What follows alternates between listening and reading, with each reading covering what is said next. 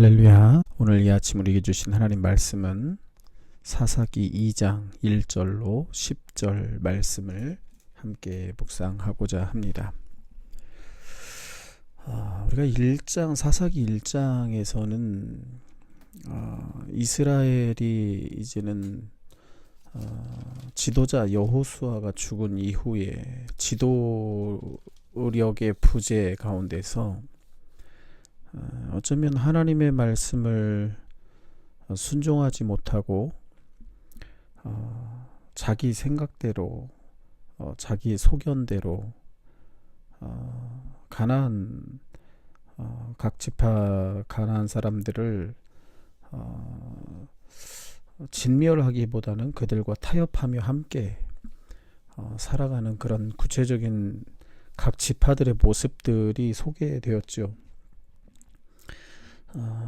이제 2장 본문 말씀에서는 이런 불순종의 근본적인 그런 문제를 지적하면서 사실 사사기라고 하는 이 사사기 시대의 전체 분위기를 보여주는 아주 중요한 장이 사사기 2장이라고 볼 수 있습니다. 오늘 여호와의 사자가 1절에 보니까 길갈에서부터 복임으로 올라와 말씀하죠. 여기서 하나님의 사자라는 말이 천사인지 하나님의 말씀을 전하는 어떤 사신인지 구체적으로는 우리가 알 수는 없지만 그러나 오늘 하나님의 말씀을 전하는 하나님의 사자 1인칭으로 소개가 되어져 있죠. 그래서 하나님의 사자를 통해서 하나님께서 이스라엘 백성들에게 말씀하고 계시죠. 그 말씀은 무엇입니까? 오늘 2절 1절을 보십시오. 내가 너희 조상들에게 맹세한 땅으로 들어가게 하였으며 내가 들어가게 하였고 또 내가 보십시오. 내가 애굽에서 올라오게 하였고 내가 맹세한 땅으로 들어가게 하였고 내가 한 언약을 영원히 어기지 아니할 것인데, 자, 하나님은 애굽에서 출애굽시키셨고 가나안 땅에 들어오게 하셨고 영원히 언약을 어기지 아니하시는 그 하나님이신데 왜 너희는 2절에서 하나님과 분명히 맺었던 그 언약을 파기했느냐라는 거예요. 이 땅의 주민과 언약을 맺지 말기로 하고 제단을 헐라 했거늘 목소리를 듣지 않았다는 것입니다. 어찌 그리하였느냐.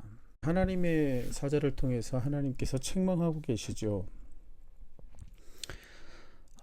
오늘 여기 복임이라고 하는 곳, 복임으로 올라와서 그리고 길갈에서부터 올라왔다라고 말하는데, 길갈은 사실 이스라엘이 가나안 땅에 들어가서 처음으로 유월절을 지킨 곳, 여호수아 5장에서 기록이 되어져 있었죠. 그래서 가나안 땅에 정착하는 이스라엘이 그들의 어쩌면 근원을 다시 기억할 수 있는 장소가 바로 길갈인 것입니다. 그래서 먼저 출애굽에 관한 그런 사실을 말씀하시고 또 하나님께서 구원해 내셨고 약속의 땅으로 인도하시는 하나님, 언약을 지키시는 신실하신 하나님, 하나님의 그런 은혜를 기억하게 하시는 것이죠. 근데 이스라엘에 대한 하나님의 요구는 무엇이었습니까? 그들 그 땅 주민과 언약을 맺지 말고 그 제단을 헐라하는 것이었죠. 어제도 우리 봤듯이 신명기 말씀 7장에서 말씀하고 있는 내용과 연결되는 내용이죠. 이 이스라엘에게 명하셨던 두 가지 명령, 물론 본질적인 것은 한 가지 명령이죠. 그런데 너희가 내 목소리를 듣지 않았다라고 통렬하게 책망하고 계시는 것입니다. 어찌하여 그리하였느냐. 이 문자적인 원어적인 표현은 네가 행한 이것은 과연 무엇이냐라는 뜻입니다. 그 이유가 궁금하다라는 질문이 아니라 너가 행한 이것은 이게 뭐냐라는 잘못을 책망하는 질문인 것이죠. 그러면서 하나님은 오늘 심판이 그들에게 임할 것을 말씀하고 계시는 게 3절이죠. 그러므로 하나님의 심판이 임하는데요. 첫 번째 심판은 무엇입니까? 내가 그들을 너희 앞에서 쫓아내지 아니할 것이다.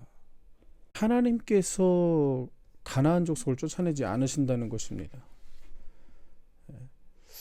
좀 아이러니한 얘기죠. 가나안 족속을 쫓아내지 않는 것은 이스라엘 백성들이었어요. 각 지파들이었죠. 1장에서 기록한.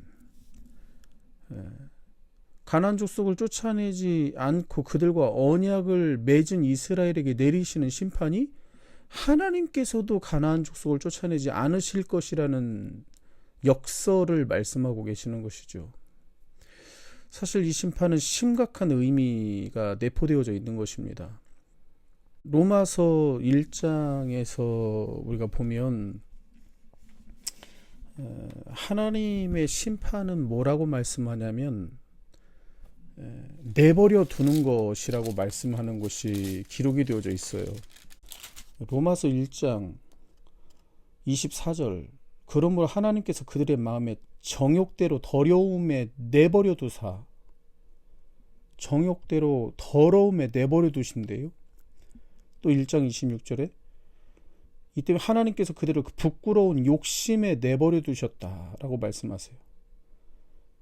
28절 그들이 마음에 하나님 두기를 싫어하며 하나님께서 그들을 그 상실한 마음대로 내버려 두사 내버려 두시는 거예요. 이게 바로 하나님을 떠난 백성들에게 임하는 하나님의 심판입니다. 하나님의 심판. 그것은 바로 뭐라고요? 내버려 두시는 거예요.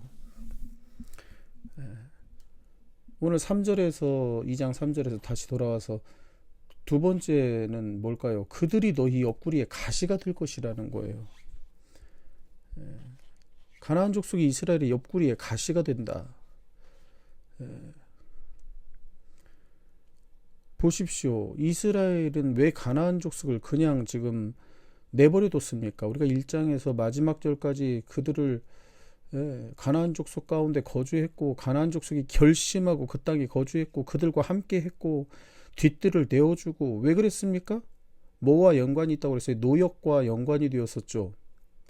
어려운 일, 힘든 일, 귀찮은 일, 하찮은 일, 뭐 요즘 말로 말하면 뭐 3D 직종 뭐 이런 얘기 많이 하잖아요. 데인저러스, 위험하고 뭐 더티, 더럽고 뭐 여러 가지 그런 그런 일들 세상 이치로 바라볼 때 상식적으로 바라볼 때 자기 소견대로 판단해 볼 때 살려두는 것도 괜찮다는 거 아닙니까? 그런데 그래서 이스라엘 백성들은 가나안 족속을 그냥 두는 것이 그들과 타협하며 사는 것이 얼마나 큰 이익인가라고 생각했겠지요. 참 도움이 되는구나. 농사 짓는데도 도움이 되고 얼마나 좋겠습니까? 얼마나 편했겠어요. 우리가 여호수아 초두에 나왔던 기브온 족속처럼 뭐 어쩌면 성소에서 물 깃는 일, 나무 패는 일 그런 거 시키는 것처럼 조금 귀찮고 하찮은 일들 맡기는 거 도움이 됐겠죠. 인간적으로 보면. 그러나 그들이 결국에는 이스라엘을 괴롭히는 존재가 되고 말 것이라는 얘기가 바로 옆구리에 가시가 된다는 겁니다.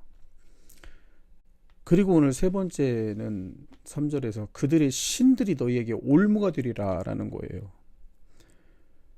올무가 된다는 표현은 멸망의 이유가 된다는 뜻입니다. 새들이 올무에 걸려 죽게 되듯이 이스라엘은 가나안 사람들의 그 우상으로 말미암아 멸망하게 된다는 거예요. 진멸의 대상이 되고 만다는 것입니다.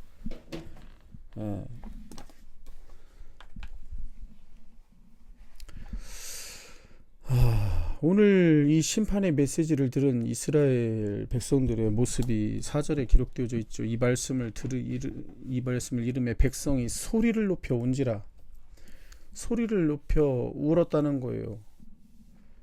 그래서 자 5절 그러므로 그곳 이름을 복임이라 하고 복임이라는 뜻은 우는 자들이라는 뜻입니다. 울다. 얼마나 많이 울었으면 우는 자들 복임이라 부를 만큼 애통했겠죠.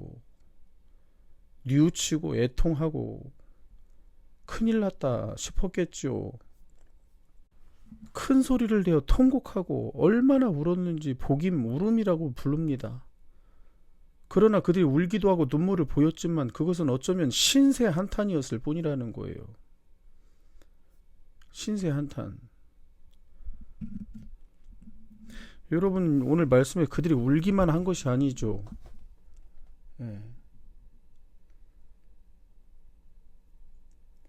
보십시오. 복임이라고 그들이 거기서 여호와께 뭐합니까? 제사를 드렸더라. 제사도 드립니다. 자, 그렇다면 이스라엘의 이 통곡, 소림 높여 우는 그 통곡의 울음과 제사는 어떤 의미가 있을까요? 과연 그들은 하나님의 사자를 통해서 하나님의 말씀을 듣고 온전히 회개하고 하나님께로 돌이켰습니까? 이후의 기록들은요, 그렇게 보여주고 있지 않아요.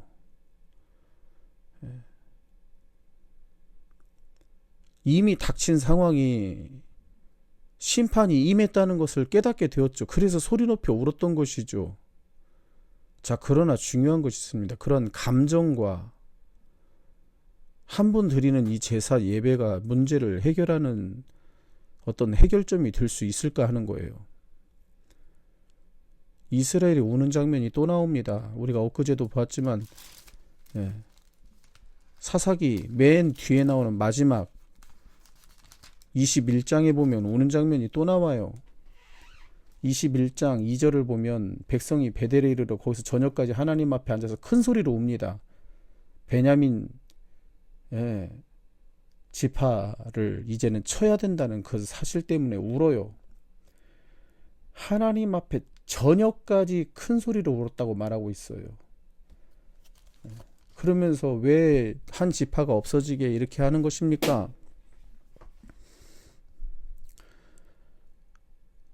더 오랜 시간 동안 저녁 늦은 시간까지 더 강렬한 큰 소리로 감정을 포출하면서 어쩌면 더 큰 규모의 예배, 번제와 화목제를 드렸겠죠. 그러나 이어지는 이야기는 그들의 사고방식에는 전혀 변함이 없었고 그 문제 돌이키는 방식이 변하지 않았음을 보여주고 있다는 거예요. 마찬가지로 오늘 사사기 2장에서 복임에서의 우는 자들이라고 이름 지을 정도로 눈물의 장소인 복임에서의 울음, 눈물과 제사는 그들의 삶과 삶에 어떤 변화도 가져오지 못했다는 거예요. 그래서 여러분, 중요한 것을 오늘 말씀은 우리 깨닫게 하십니다. 우리가 변하지 않고 삶의 변화가 없는 감정적인 예배는 아무런 의미가 없을 수도 있다는 거예요. 주님 앞에 나올 때만 되면 눈물 흘리고 뭔가 잘못한 것 같고 혹시나 성도들 앞에서 눈치 보면서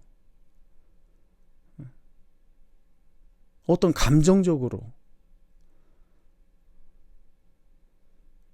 그런 일들이 우리 안에 너무 많다는 거예요. 삶의 변화가 없는 예배는 그래서 오늘 이 구약이 끝나가는 말라기서서 뭐라고 그래요? 성전 뜰만 밟고 가고 병든 거 저는 거 그런 헛된 재물을 가지고 들어오는 그러한 자들을 막기 위해서 성전문을 닫을 자가 있었으면 좋겠도다 하나님이 말씀하시지 않으십니까? 아무런 의미 없는 예배 보기 싫다는 거예요.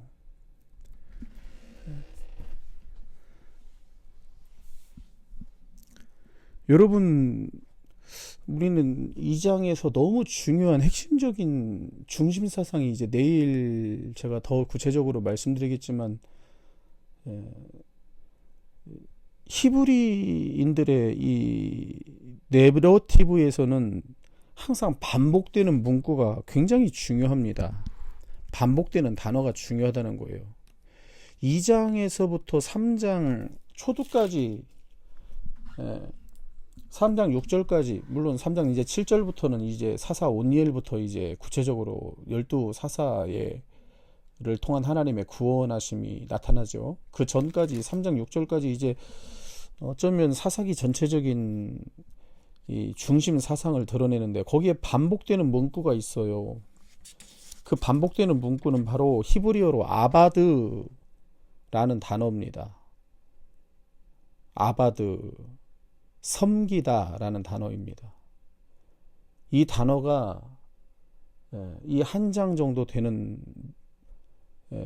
곳에 2장 7절부터 3장 6절까지 섬기다, 예배하다 라는 단어가 8번이나 기록이 되어져 있어요. 오늘 2장 7절에 뭐라고 쓰여져 있습니까?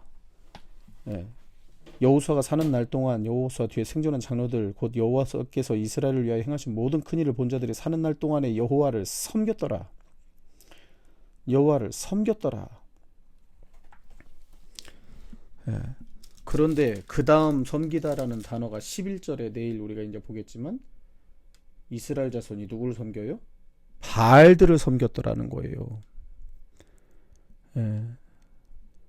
13절에서는 바알과 아스다롯을 섬겼고, 자, 예배의 주체가 바뀌어버립니다. 대상이 바뀌어버려요. 그래서 그들을 따라가 음행하고 절하고, 이제 그 이야기가 우리가 2장 이제 후반부에 우리가 내일 한 번 더 구체적으로 살피겠지만, 그래서 이 주제, 사사기의 주제와 같은 단어는 예배, 섬기다라는 단어라는 거예요. 무슨 얘기입니까? 누구를 섬기느냐에 따라 하나님의 백성들의 삶은 하늘과 땅만큼이나 달라진다는 거예요. 그래서 사사기에서도 그렇지만 이스라엘 백성들에게 있어서 가장 중요한 쉐마 말씀이 신명기라고 그랬죠. 신명기 30장 말씀에 뭐라고 했습니까? 28절부터 물론 신명기의 그런 핵심 결론의 내용이 나오지만, 30장에서 뭐라고, 복받는 길이 뭐냐라고 말씀을 30장 19절 20절 제가 읽어드릴게요. 내가 오늘 하늘과 땅을 불러 너희에게 증거를 삼노라. 내가 생명과 사망과 복과 저주를 내 앞에 두었은즉 너는 너와 내 자손이 살기 위하여 생명을 택하고 내 하나님 여호와를 사랑하고 그의 말씀을 청종하며 그를 의지하라. 그는 내 생명이시오 내 장수이시니 맹세하신 땅에 네가 거주하리라 라고 말씀했던 내용.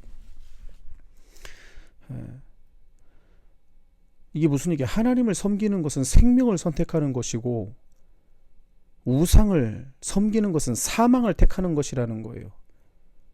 이 땅의 사람들이 누구를 섬기느냐에 따라 그들의 운명이 달라진다는 말씀인 것입니다. 그래서 이 신명기에서의 그 하나님께서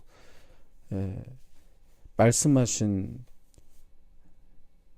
시내산에서 맺으신 그 언약, 나는 내가 거룩하니 너희도 거룩하라 말씀하신 그 하나님의 그 언약의 말씀, 이게 여호수아를 지나 사사기로 이어지고, 사실 이 주제는 이후에 역사서와 예언서 모든 성경 전체의 중심 사상을 이루는 것이죠. 결국 하나님 말씀에 순종하면 모든 복이 당신들을 따르게 될 것이다 라는 거예요. 오늘 내일도 이제 구체적인 좀 더 이야기를 한 번 더 하고 이제 사사기의 사사들의 이야기로 우리가 들어가겠지만, 오늘 말씀 여호수아가 죽는 이야기가 1장 초두에, 물론 여호수아 마지막 부분에도 여러 번 나오지만 다시 한번 오늘 기록되어져 있죠. 여호수아 24장에서도 여호수아의 죽음이 기록되어 있지만, 오늘 사사기에 나타나 있는 특징이 있죠. 여호수아서에서는 백성이 땅을 차지했다는 기록 다음에 여호수아의 죽음과 장사가 언급되고 그렇게 기록되지만, 그러나 오늘 사사기에서는 여호수아의 죽음과 장사를 전환점으로 해서 앞세대에 대한 긍정적인 평가 7절, 그들이 사는 날 동안은 여호와를 섬겼다라고 말하고 있죠. 그런데 10절에서 뭐라고 말합니까? 새로운 세대의 부정적인 상황에 대한 언급으로 변합니다. 자, 그 세대의 사람들도 10절 다 조상들에게 돌아갔고 그 후에 일어난 다른 세대, 자, 여기서 우리가 들어보셨을 거예요. 다음 세대가 아니라 다른 세대라고 그렇게 표현을 해버립니다. 다른 세대는 여호와를 알지 못하며 여호와께서 이스라엘을 위하여 행하신 일도 알지 못하였더라. 하나님과 그분이 행하신 일에 대한 무지, 이게 바로 사사기 암흑의 시대, 암울한 역사로 바뀌는 전환점으로 제시됐다는 것이죠. 오늘 다른 세대, 하나님과 하나님이 행하신 일을 알지 못하는 세대가 바로 다른 세대라고 말하고 있어요. 하나님을 섬기는 신앙이 계승되지 않고 실패했다는 것입니다. 그래서 여러분, 내가 사는 세대에, 내가 왕년에 신앙이 좋은 것도 중요하지만 더 중요한 것은 다음 세대가 신앙의 유산을 이어받도록 그 유산을 넘겨주는 것, 교육하는 것이 더 중요합니다. 복임해서 울고만 있을 것이 아니라 왜 내가, 우리 부모 세대가 이렇게 울고 있는지를 후손들이 깨닫도록 말씀으로 교육해야 된다는 거예요. 그것이 바로 신명기에서 쉐마 아닙니까? 쉐마. 계속해서 그 쉐마의 말씀, 이스라엘아 들으라. 뭐라고 말합니까? 신명기 6장에 오늘 내가 내게 명하는 이 말씀을 너는 마음에 새기고, 그리고 나서 바로 써 있어요. 내 자녀에게 부지런히 가르치며 집에 앉았을 때든지 길을 갈 때든지 누워있을 때든지 일어날 때든지 이 말씀을 강론할 것이며, 너는 또 그것을 네 손목에 메어 기보를 삼으며 미간에 붙여 표를 삼고 내 집 문설주와 바깥문에 기록할지니라. 테필린, 메주자, 치치트, 손목과 옷단 끝에 다 매달고 문설주에 기록하고 가는 곳곳마다 하는 일마다 손목에 붙여가지고 우리 이마에 기호로 삼고 항상 기억하게 하는 거예요. 하나님의 말씀만 기억하게 하는 거. 그것을 교육해야 된다는 거 아닙니까? 그래서 이제 우리가 보겠지만 이스라엘이 여호와를 버리다, 11절 그 이하의 제목이 그렇게 써 있죠. 이스라엘이 여호와를 버리다. 아바드, 예배하는 대상이 바뀌어버립니다. 예배하는 대상이 바뀌어버려요. 얼마나 충격적인 이야기입니까? 오늘날 어쩌면 우리 세대의 이야기가 아닌가 생각이 될 정도죠. 여러분, 아직도 다 정복하지 못하고 남아있는 땅은 결국 다음 세대의 몫입니다. 다음 세대의 몫이에요. 그들에게 남겨진 과제예요. 그럼 부모 세대의 과제는 무엇입니까? 그들에게 우리가 그렇게 배웠듯이 똑같이 하나님의 말씀 유산으로 남겨주고 가르치는 거예요. 그냥 힘들다고 소리내어 울고 복임이라고 이름 짓고 힘든 일은 그냥 같이 저다르게 시켜보고 좋은 거고 같이 타협하고 살고 뒷길 좀 내어주고 노예 삼고. 오늘 신명기의 주제가 섬기다라는 아바드라는 단어라고 말씀드렸어요. 섬기다. 무엇을 섬기느냐에 따라서 그들의 운명이 바뀐다고 그랬죠. 처음에는 하나님을 섬기는 이스라엘이 있지만 후에는 바알과 아스라도스를 섬기면서 그 땅에 재난이 시작됩니다. 그런데 아바드라고 하는 이 단어, 섬기다라는 단어가 명사로는 에베드입니다. 이게 바로 일꾼, 노역군을 의미하는 단어예요. 종, 노예. 그렇죠. 아바드는 섬기다. 누가 섬깁니까? 종이 섬기는 거 아닙니까? 에베드. 에베드라는 단어는 예배하는 자라는 뜻입니다. 종이 예배하는 것이죠. 주인을 섬기는 것이죠. 어쩌면 하나님을 향한 예배 행위가 그런 노역들, 제단을 쌓는 일까지도 그들에게 맡기고 그랬지 않았겠습니까? 그래서 그들이 누굴 섬긴 거예요? 바알들을 섬긴 거 아닙니까?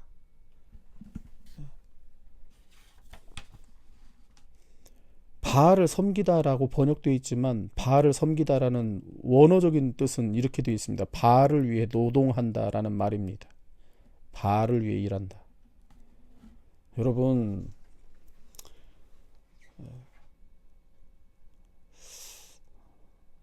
이것을 잘 우리가 이제 내일 다시 한번 핵심적인 사사기의 내용을 나누겠지만, 우리가 누구를 섬기는가, 우리에게 맡겨진 일까지도 그냥 세상 방법대로 하는 것이 아니라, 내 소견에 옳은 대로 하는 것이 아니라,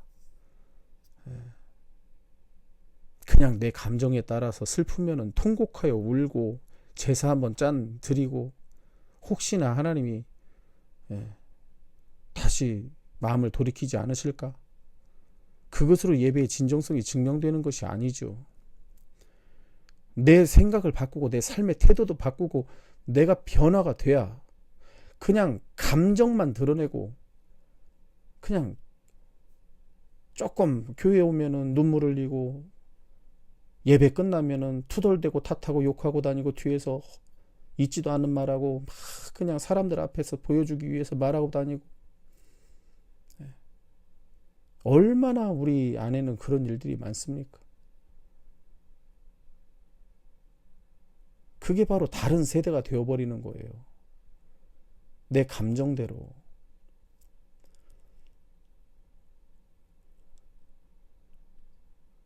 내가 왕이 되는 것입니다. 내가.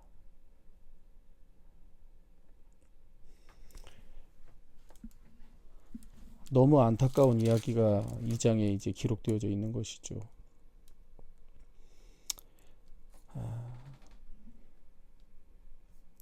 오늘 이 말씀을 우리가 통해서 다음 세대에게 어쩌면 신명기에서 세뇌될 정도로 말씀 교육을 하라는 것이 신명기의 쉐마예요. 앉았을 때든지 일어날 때든지 출입할 때든지 누워있을 때든지 이게 뭐예요? 세뇌시키라는 거예요. 말씀으로. 이마에도 손목에도 옷술에도 문설주에도 계속해서 기록하고. 오늘 여호수아 세대 이후의 사람들은 자손들에게 하나님을 전해주는 일에 실패하고 사사시대 암흑의 시대에 빠지게 됩니다. 오늘날 보십시오. 서구 교회가 다른 문화권에 선교하고 난 뒤에 정작 자기 문화권의 자녀 세대를 잃어버린 것이 오늘날 서구 교회의 모습 아닙니까? 오늘 한국 교회는 어떻습니까? 자녀 세대가 점점 더 사라져 갑니다. 그래서 자녀 세대 미전도 종족이라고 하지 않습니까? 우리나라가.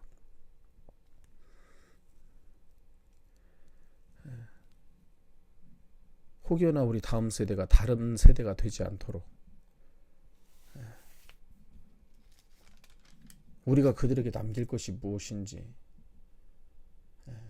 우리는 날마다 하나님 말씀 앞에서 돌이키고 다시 돌아서고 하나님의 말씀을 더 청종하고 그 말씀을 감정으로만 표출하는 것이 아니라 더 큰 규모의 예배를 드리고 얼마나 많은 것을 드리고가 아니라 내 생활이 바뀌고 내 삶이 바뀌고 내 사고방식이 바뀌고, 그게 바로 돌이키는 게 회개예요. 내가 가던 길, 내 뜻대로 가는 길에서 돌이켜 하나님을 향하는 거, 그게 회개라고 그랬죠. 그게 바로 구원의 자리인 거예요. 삶의 변화.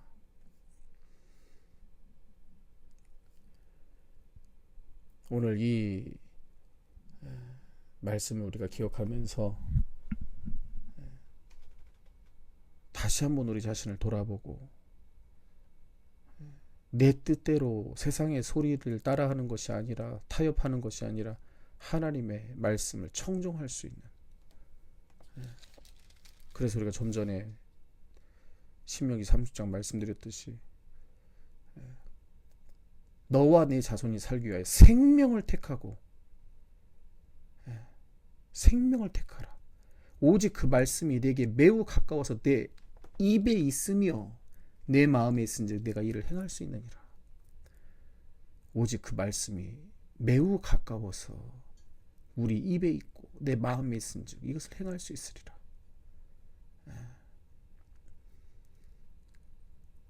그래서 하나님 사랑하고 그 말 길로 행하고 말씀대로 행하고 따르면 네가 생존하며 번성할 것이고 가서 차지할 땅에서 내게 복을 주실 것입니다. 하나님 말씀하시는 것이죠. 생명을 택하고 하나님 말씀을 청종하고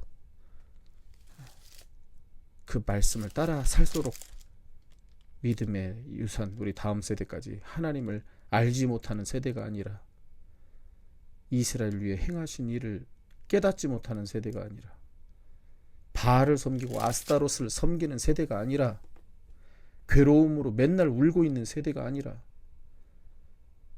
오늘 그 시대의 사사들처럼 그 시대를 다시 살려낼 수 있는 믿음의 우리 자녀들로 그렇게 우리가 유산을 남길 수 있는 믿음의 가정, 교회, 우리 믿음의 권속들 되어지시기를 우리 주 예수님의 이름으로 간절히 축원합니다.